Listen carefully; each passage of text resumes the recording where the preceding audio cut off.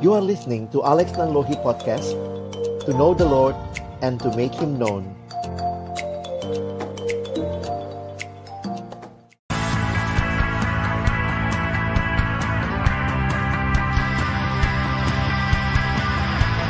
Shalom, selamat malam Bapak Ibu Saudara yang dikasihi dalam Tuhan Yesus Kristus.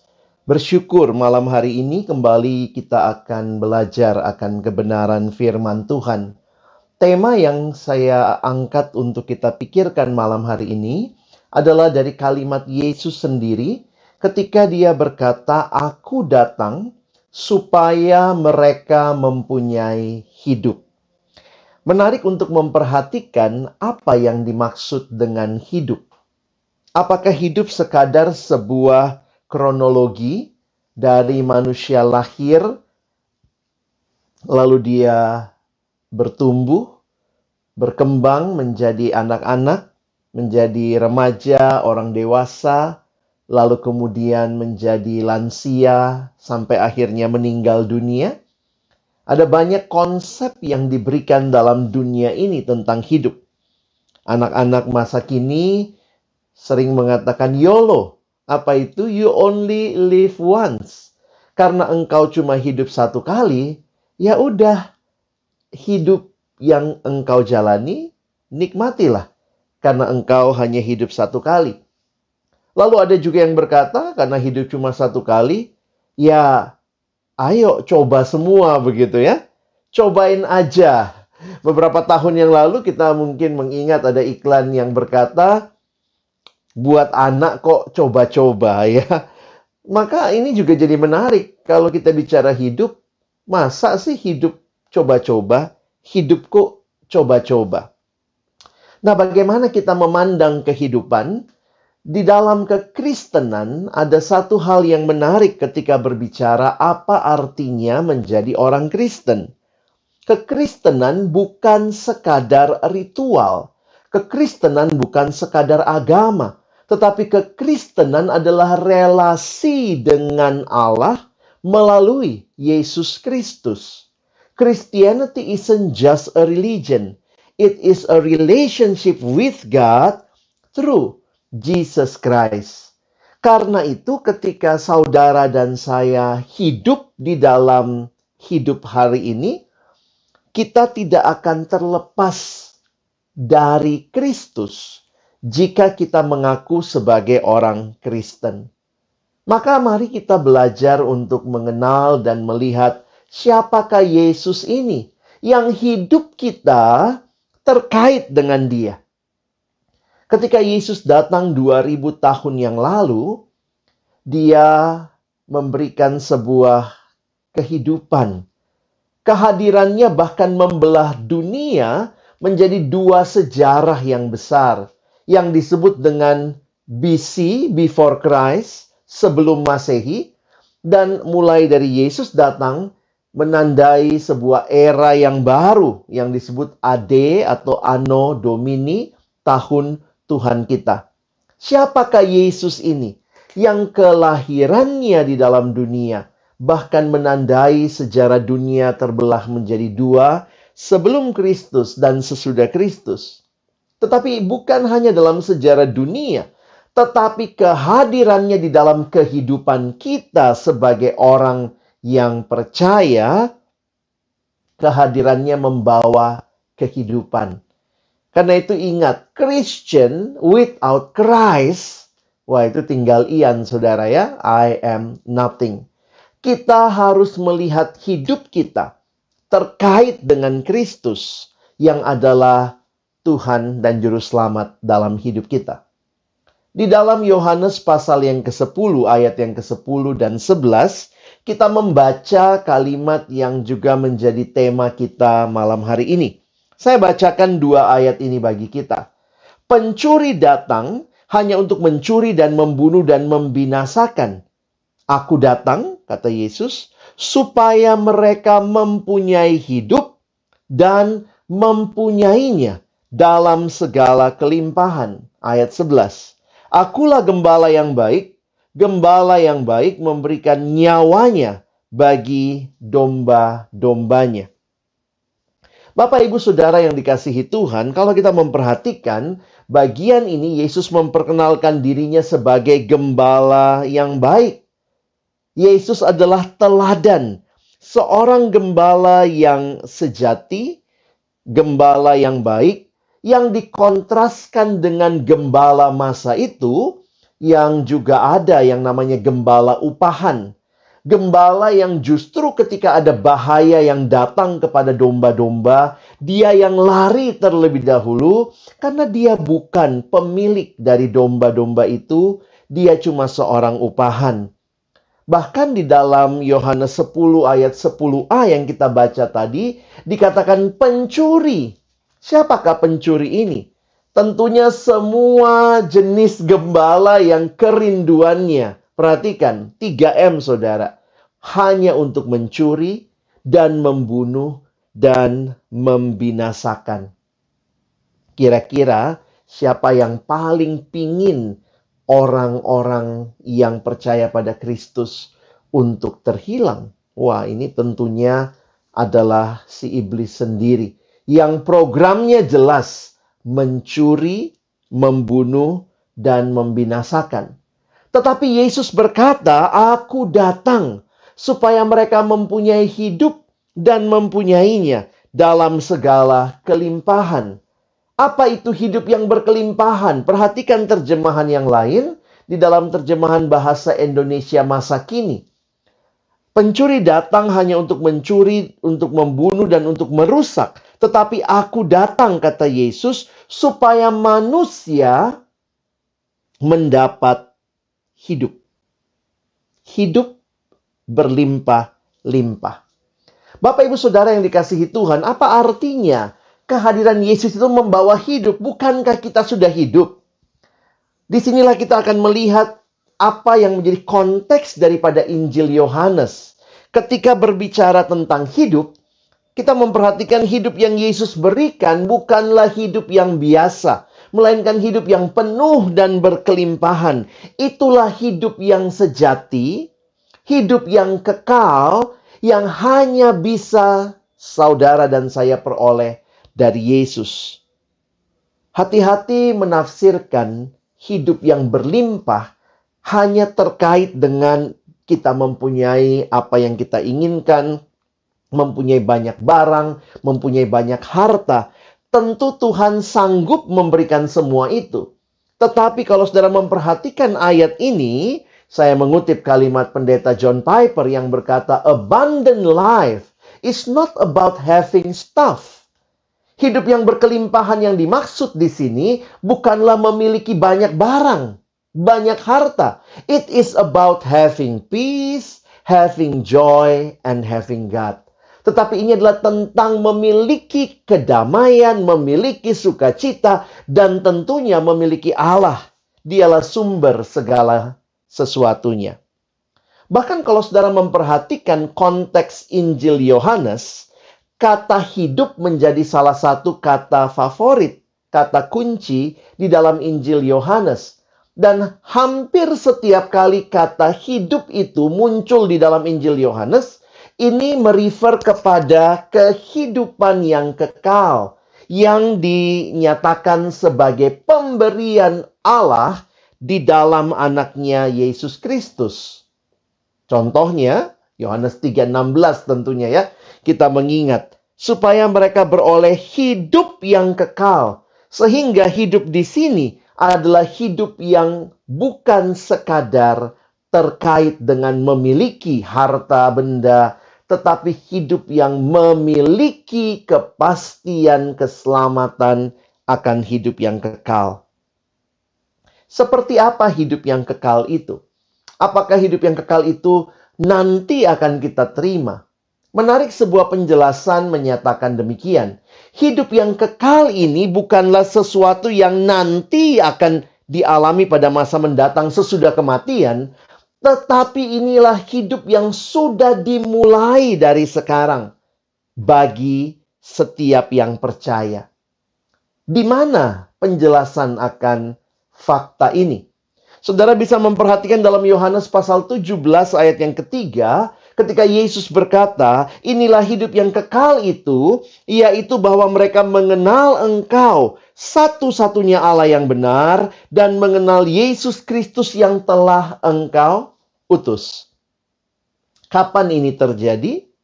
Sudah terjadi ketika kita percaya, kita mengenal Yesus sebagai satu-satunya Allah yang benar, Dialah Tuhan yang adalah juru selamat kita, maka kita sudah mengalami hidup yang kekal. Lalu, jika demikian, yang nanti akan kita alami apa? Nah, secara sederhana, kita bisa mengertinya bahwa kita sudah mengalami hidup yang kekal sejak sekarang. Sejak kita percaya menerima Yesus, mengenal Dia, tetapi nanti kita akan mendapatkan penggenapan dari hidup yang kekal itu ketika Yesus datang kedua kali. Saudara yang dikasihi Tuhan, inilah kehidupan yang Yesus bawa. Bukan sekadar ketika Yesus datang maka yang bodoh jadi lebih pintar. Bukan berarti sekadar yang lapar lalu kemudian mendapatkan pemenuhan makanan. Bukan berarti yang sakit menjadi sembuh semata-mata. Tetapi yang Yesus bawa adalah kehidupan yang kekal. Yang tadinya manusia binasa di dalam dosa. Tapi kehadiran Yesus, Dia memberikan hidup yang kekal. Aku datang supaya mereka memiliki hidup. Karena tidak ada satupun yang bisa memberikan hidup yang kekal selain Yesus. Hidup yang lebih pintar, silahkan dosen datang bisa memberikan itu. Hidup yang lebih sehat, ya bawa saja dokter. Dokter bisa memberikan hal seperti itu. Hidup yang lebih adil, oke, kita bisa datangkan hakim dan membawa hal seperti itu. Tetapi satu-satunya pribadi yang bisa membawa manusia dari kematian kekal kepada hidup yang kekal hanyalah Yesus Kristus. Dan perhatikan, apa yang Yesus berikan supaya saudara dan saya, supaya kita mengalami hidup yang kekal ini. Perhatikan ayat yang ke-11. Dikatakan, akulah gembala yang baik. Gembala yang baik memberikan nyawanya bagi domba-dombanya. Seringkali orang membaca ayat 10 terlepas dari ayat yang ke-11. Apalagi kalau Bapak Ibu Saudara memperhatikan di Alkitab cetak kita, ayat 10 adalah paragraf ke atas, sementara ayat 11 paragraf yang baru. Sehingga seringkali kita tidak mengingat, memperhatikan bahwa ini nyambung Bapak Ibu Saudara.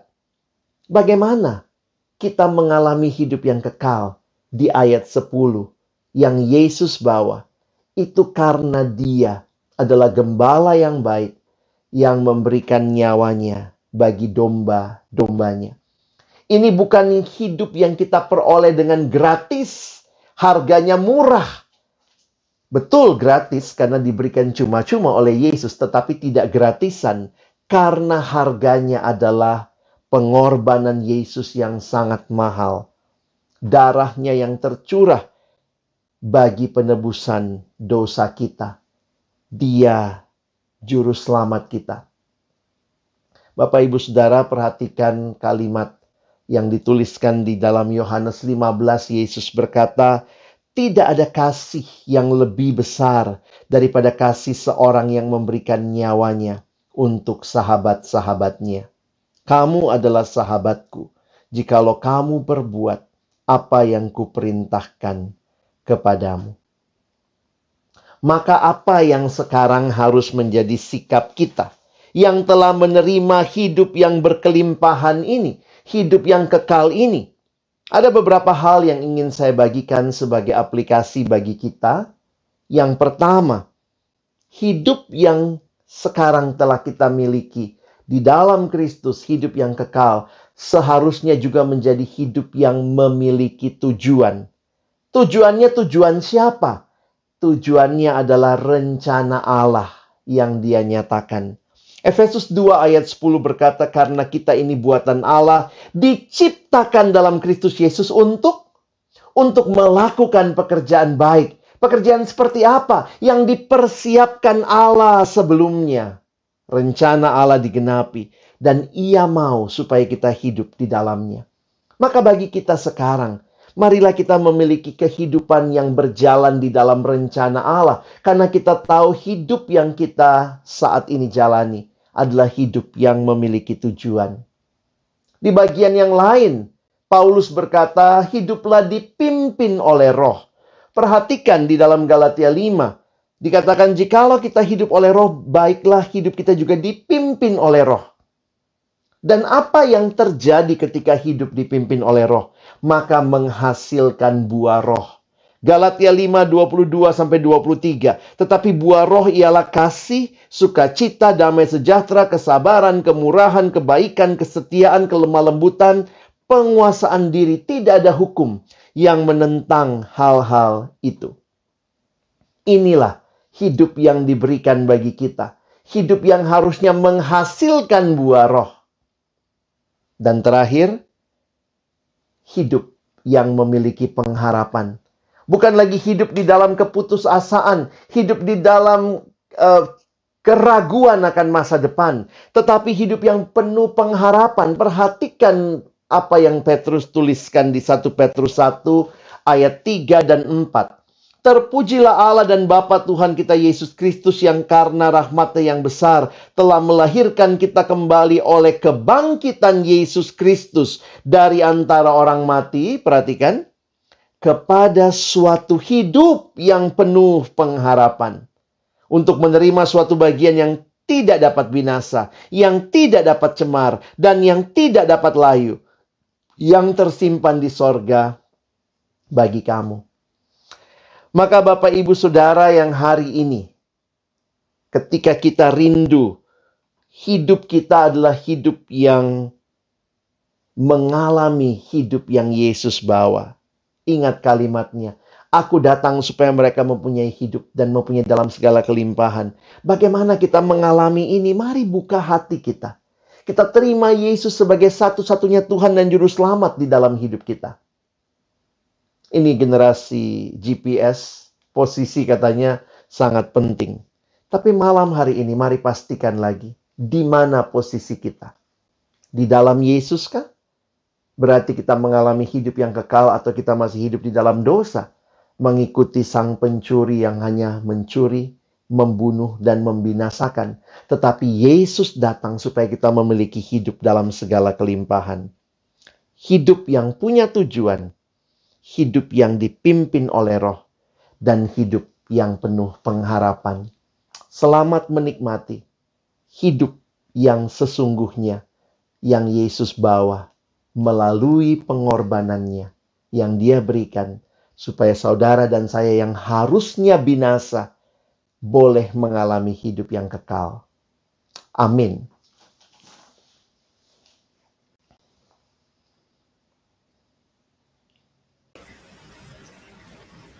Terima kasih Pendeta Alexander untuk firman Tuhan pada malam hari ini yang sudah kita dengarkan bersama-sama. Dan saat ini kita langsung saja di dalam pertanyaan. Pertanyaan pertama adalah, hal apa yang menyebabkan seseorang sulit menerima Yesus sebagai Juru Selamat satu-satunya? Apakah hal ini bisa dikarenakan Allah tidak memilih mereka, atau ada hal lain yang menyebabkan orang tersebut sulit menerima Yesus? Bahkan kita tahu pada masa sekarang tidak sedikit orang berpikir bahwa ketika melakukan perbuatan baik, otomatis dia akan memperoleh kehidupan yang kekal. Bagaimana menjelaskan hal yang demikian, Pak? Mungkin ada tips-tips supaya kita juga benar-benar yakin bahwa kita ini adalah orang-orang yang sudah dipilih Tuhan. Kita ini adalah orang-orang yang memang sudah diselamatkan. Untuk jawabannya saya serahkan kepada Pendeta Alexander. Iya, memang ini bukan hal yang mudah kita pahami di dalam keterbatasan kita sebagai manusia yang adalah ciptaan untuk memahami apa yang Allah Sang Pencipta lakukan. Tetapi jelas kalau kita kembali melihat apa yang ada di dalam Alkitab sebagai pegangan kita, maka pahami dan perhatikan bahwa Allah memilih. Itu jelas di dalam Alkitab dinyatakan, Allah kita adalah Allah yang memilih. Nah, di dalam kehendaknya yang memilih kita, tentunya juga di sini kita menyadari bahwa kita manusia yang terbatas, yang mungkin tidak sanggup menyelami pilihan Allah dari awal sampai akhir. Sehingga yang menjadi bagian kita adalah meresponi apa yang menjadi panggilan Allah, pilihan Allah di dalam kehidupan kita. Nah, meresponi ini yang kita yakini itu pun adalah anugerah Allah. Sehingga memang tidak ada satupun dari kita yang bisa menyombongkan diri. Disitulah kita jadi sadar bahwa Allah memilih kita bukan karena perbuatan baik yang kita lakukan. Allah memilih kita, menyelamatkan kita bukan karena apa yang kita lakukan bagi Dia. Tetapi Allah memilih kita dan menyelamatkan kita melalui karya anaknya Yesus Kristus. Jadi, keselamatan di dalam kekristenan yang kita pahami bukan kita melakukan sesuatu bagi Allah sehingga kita selamat, tetapi Allah lah yang telah melakukan sesuatu, yaitu memberikan anaknya yang tunggal supaya kita selamat. Nah, sehingga kalau ditanya, mengapa ada orang-orang yang masih sulit? Dalam kacamata Allah, kita yakin itu adalah anugerah Allah yang kita mungkin tidak bisa diskusikan karena kita tidak tahu siapa yang dipilih, siapa yang tidak dipilih. Yang kita tahu ada yang Allah pilih. Maka yang bisa kita pahami dari sudut pandang manusia yang terbatas adalah adanya orang-orang yang mungkin sedang mengeraskan hatinya. Ada orang-orang yang mungkin punya konsep yang masih tidak tepat, yang masih berusaha untuk menyelamatkan dirinya sendiri. Ada orang-orang yang mungkin juga belum pernah mendengar berita Injil tentang apa yang Yesus lakukan bagi mereka di kayu salib. Sehingga apa yang menjadi hambatan dan rintangan orang datang kepada Injil, kita harus kenali. Satu-satu kita harus kenali masing-masing. Dan di dalam anugerahnya sebagai bagian kita, ya, kita memberitakan Injil, kita membawa pengajaran yang benar, kita memberikan keyakinan bagi orang-orang yang mungkin masih ragu. Jadi saya pikir kita harus kenal sebenarnya apa yang saat ini sedang dialami. Saya pernah bertemu dengan seorang yang punya konsep, apa yang saya lakukan itulah yang membawa keselamatan bagi saya. Sehingga orang ini masalahnya di pemahaman. Sehingga harus kita berikan pemahaman yang benar. Ada lagi yang belum pernah dengar berita Injil. Maka bukannya dia tidak mau datang, tetapi dia belum pernah mendengar berita Injil, sehingga bagian kita adalah memberitakan Injil. Jadi kita harus mengenal apa yang menjadi pergumulan setiap orang, hambatan setiap orang, tetapi kita melakukan bagian kita dengan meyakini Allah juga tentunya melakukan bagiannya. Allah memilih, dan bagian kita adalah menyampaikan Injil, memberitakan Injil, membawa pengajaran yang benar, meyakinkan orang yang ragu. Saya pikir begitu cara pandang yang harus kita miliki. Ya, terima kasih Pendeta Alexander untuk penjelasannya. Di sini juga masih ada pertanyaan dari Saudara Andre Olshop ya. Di sini disampaikan terima kasih. Pendeta Alex beruntung sekali saat kuliah di PKTB yang mendedikasikan hidupnya untuk dirinya dalam KTB ya. Tentunya berarti ini salah satu murid dari Pendeta Alexander. Dan di sini ada satu pertanyaan begini, kalau kita tahu bagaimana hubungan kehendak bebas dengan otoritas Allah di dalam kehidupan kita saat ini, apakah bisa dikatakan ketika kita memilih Allah itu karena kehendak kita sendiri atau mungkin karena Tuhan sendiri sehingga kita bisa diselamatkan oleh anugerah Tuhan? Untuk jawabannya saya persilakan Pak. Iya, ini menjadi pertanyaan yang menarik karena selalu jadi sebuah diskusi yang sebenarnya kalau saya menghayatinya tetap kita harus membatasi diri kita yang sangat terbatas ini untuk bisa memahami Allah yang tidak terbatas. Tapi perhatikan, Allah menciptakan kita sebagai manusia yang diberi kehendak bebas. itu berarti Allah tidak menciptakan robot. Allah menciptakan manusia yang bisa memilih. Itu menunjukkan manusia bebas. Tetapi apakah dengan demikian berarti manusia kemudian menjadi orang yang melawan Allah, melawan kehendak Allah? Maka saya pikir kita harus tetap bisa melihat di dalam porsi yang tepat bahwa Allah yang memilih itu bukan berarti manusia ini kemudian menjadi manusia yang tidak punya kehendak bebas. Nah, kita perlu memahami begini. Setelah manusia jatuh ke dalam dosa, Alkitab berkata, upah dosa adalah maut. Nah, maka perhatikan, ketika manusia sudah mati di dalam dosa, ada kehendak bebas atau tidak? Sebenarnya, ketika manusia awalnya dicipta, punya kehendak bebas, tetapi sesudah jatuh ke dalam dosa, memilih untuk melawan Allah, maka manusia terikat kepada dosa. Kehendak bebasnya itu terikat kepada dosa, dan bahkan Alkitab berkata, manusia mati di dalam dosa. Nah, ini menjadi diskusi yang menarik. Kalau sudah mati di dalam dosa, adakah kehendak bebas yang dimiliki? Sebenarnya tidak ada lagi karena sudah mati di dalam dosa. Sehingga ketika Tuhan memilih kita, jangan berkata, Tuhan saya nggak bebas. Memang tidak bebas karena kan lagi mati, begitu ya. Nah, disitulah cara pandang yang saya pikir anugerah Allah bekerja melampaui respon kita. Bahkan waktu kita mati dalam dosa, Yesus menyelamatkan kita dan memberikan kepada kita hidup yang baru. Ini bukan masalah kebebasan, ini masalah anugerah. Karena manusia di dalam dosa sudah tidak punya kebebasan. Nah, jadi mungkin itu penjelasan singkat. Saya pikir di waktu lain kita bisa bahas lebih mendalam.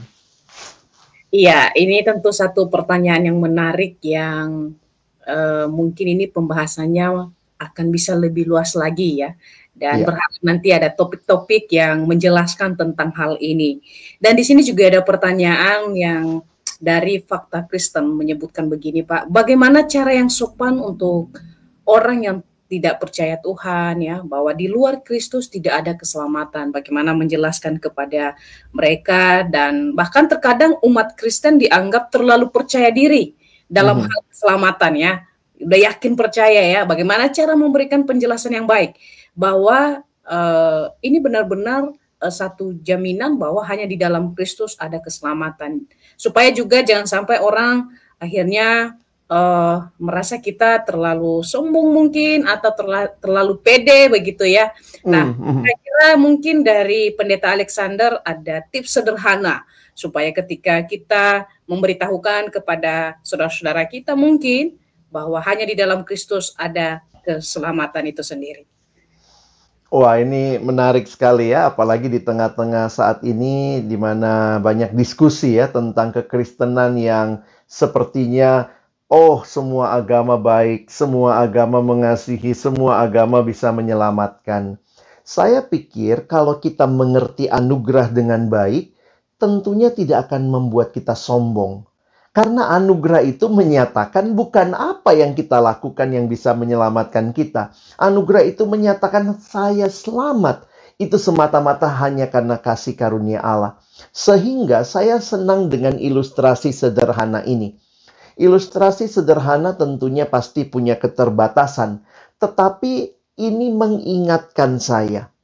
Seorang yang diselamatkan itu ibaratnya katanya seperti seorang pengemis yang menemukan tempat di mana tersedia makanan dan juga berbagai hal yang bisa mencukupkan kebutuhannya. Jadi bayangkan, seorang pengemis yang tadinya hampir mati kelaparan lalu tidak lagi punya makanan, tapi kemudian bertemu dengan seorang tuan. Tuan itu memberikan dia makanan, memberikan dia pakaian, semua yang dia butuhkan. Pengemis ini mendapat anugerah. Lalu, pengemis ini pergi menemui teman pengemis yang lain. Dan dia kemudian menyampaikan, ayo, datang yuk, ada yang memberikan kepadamu seperti yang dia sudah berikan kepada saya. Dia mau memberikan makanan, pakaian. Jadi perhatikan, pengemis yang satu tidak sedang menyombongkan diri. Pengemis ini justru karena sudah menikmati dan mengalami pertolongan, memberitahu kepada pengemis lain, ayo, ada yang mau memberikan kepadamu apa yang kau butuhkan. Nah, saya pikir itu satu cara pandang yang sangat menolong saya untuk tidak sombong. Saya ini cuma pengemis tanda kutip ya, yang mengalami anugerah Allah. Saya cuma orang berdosa yang telah mengalami anugerah Allah. Sehingga waktu saya datang, saya bicara kepada orang berdosa yang lain, saya tidak sedang mengatakan, wah saya luar biasa benarnya ya, sekarang saya dalam Yesus, saya sudah benar, wah kamu masih hidup dalam dosa, kamu akan binasa dalam dosa. Tetapi saya akan menyaksikan pengalaman saya yang telah diselamatkan oleh Yesus dan memberitahu bukan dengan kesombongan, tapi dengan kesaksian yang menceritakan bahwa ini kesempatan yang diberikan untuk kita datang dan juga menerima pertolongan. Nah, jadi kalau kita bisa mengerti anugerah, saya pikir bukan kesombongan yang muncul, tapi sebuah rasa iba, sebuah rasa belas kasihan, sebuah rasa kepedulian, sebuah rasa untuk memberitahu kepada orang lain, mari, jangan mati di dalam kelaparan, ada makanan yang tersedia. Saya pikir itu cara pandang yang harusnya membuat kita jadi tidak sombong, tapi lebih bersyukur dan membagikan kepada yang lain. Ilustrasi yang sangat memberkati sekali ya. Dan berharap setiap pendengar Bara yang saat ini sedang mendengarkan, kita bisa senantiasa menyadari bahwa dalam tanda kutip kita ini adalah seorang pengemis ya, yang diselamatkan oleh Allah yang penuh kasih, yang rela mati berkorban untuk kita manusia yang berdosa. Buat rekan-rekan di luar sana, kita mari bersama-sama terus merefleksikan diri kita dan terus melihat kedalaman hati kita, apakah kita benar-benar sudah memaknai bagaimana Kristus telah mati dalam hidup kita. Sebelum kita mengakhiri live pada malam hari ini, mungkin ada statement closing yang ingin Pendeta Alexander sampaikan kepada setiap pendengar Bara pada malam hari ini. Silakan langsung saja Pak disampaikan, kemudian nanti memohon untuk memimpin kita di dalam doa penutup pada malam hari ini. Saya persilakan untuk waktunya Pak. Iya, Bapak Ibu Saudara yang dikasihi Tuhan, kalau kita kembali memikirkan apa yang Yesus bawa buat kita, kiranya kita tidak lagi mencari-cari kepuasan yang lain. Karena sungguh hidup yang kekal, hidup yang sejati, hidup yang berkelimpahan itu hanya kita terima di dalam Yesus. Dan itu tidak membuat kita jadi sombong, menjadi arogan, menjadi merasa menang sendiri, benar sendiri, tetapi justru membawa kita dalam hati yang merindukan agar orang-orang lain juga boleh datang dan mengenal Tuhan. Karena apa yang sudah kita alami, kita rindu juga membagikannya kepada orang lain. Kiranya Tuhan menolong kita, bukan cuma jadi pendengar firman, tapi jadi pelaku firman-Nya. Mari kita berdoa. Bapa Surgawi, terima kasih malam hari ini kami boleh diingatkan sekali lagi akan karya Yesus yang sungguh luar biasa. Engkau mati bagi kami, sehingga kami yang harusnya binasa dalam dosa boleh beroleh hidup yang berkelimpahan, hidup yang kekal yang Kau bawa di dalam Putramu Yesus Kristus yang mati dan bangkit bagi kami. Terima kasih, biarlah kami yang mengalami anugerah terus boleh merendahkan diri di hadapan Tuhan dan berseru, Tuhan, terima kasih. Tapi kami juga ingat untuk membagikan berita sukacita itu kepada orang-orang yang ada di sekitar kami, supaya mereka boleh mengenal siapa Tuhan satu-satunya yang adalah Tuhan dan Juru Selamat. Terima kasih. Berkati terus Bara Digital Ministry, Ibu Sinta, dan juga seluruh rekan-rekan yang ada di balik layar. Melalui siaran-siaran ini Tuhan meneguhkan iman jemaat-Mu untuk terus bersaksi, terus berpengharapan dan terus hidup di dalam Tuhan. Terima kasih. Kami mengakhiri siaran malam hari ini dalam nama Tuhan Yesus Kristus. Kami sudah berdoa. Amin. Sekali lagi kami dari segenap Bara Digital Ministry mengucapkan terima kasih kepada Pendeta Alexander yang sudah menyampaikan kebenaran firman Tuhan pada malam hari ini. Dan kami juga mengucapkan terima kasih kepada pendengar Bara Digital Ministry yang senantiasa mendukung pelayanan Bara Digital Ministry. Kami terus mengharapkan dukungan dari rekan-rekan semua untuk mendukung pelayanan ini dengan cara membagikan akun-akun Bara, baik itu Facebook, Instagram, TikTok, dan YouTube. Dan bagi rekan-rekan yang ketinggalan live pada malam hari ini atau ingin menonton ulang siaran malam hari ini, silakan rekan-rekan bisa menonton ulang di YouTube Bara Digital Ministry. Dan supaya kita bisa memahami lebih dalam dan kita bisa terberkati tentunya dengan setiap firman Tuhan yang sudah kita dengar.